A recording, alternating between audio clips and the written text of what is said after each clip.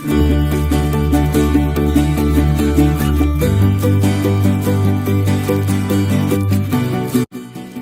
everybody, welcome to the ScrapKins studio. My name is Brian Yanish. We are going to show you today how to turn junk into some really cool toys and art project you can make.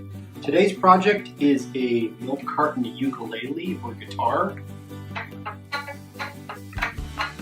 It's pretty good considering we made this just from junk. So I'm going to show you how to do this project in 5 videos. This is our first video. This project is actually from my book called Junk Rethunk. Check the links below if you'd like to order your own copy. This is actually on page 54.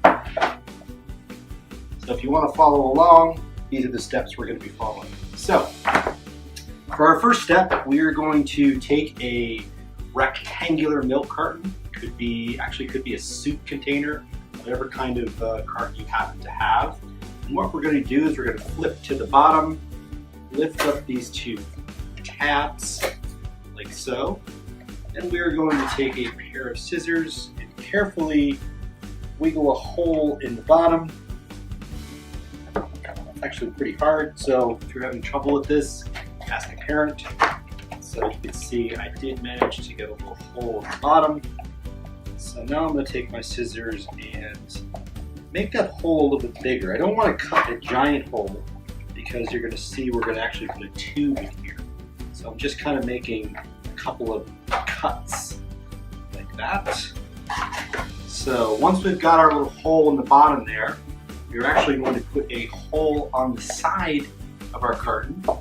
We're going to take an ordinary small toilet paper tube and we are going to trace it on the front of our carton. I have a permanent marker. This works much better for tracing. You'll actually be able to see the line. So I'm going to go all the way around our tube like so. So I've got my circle traced.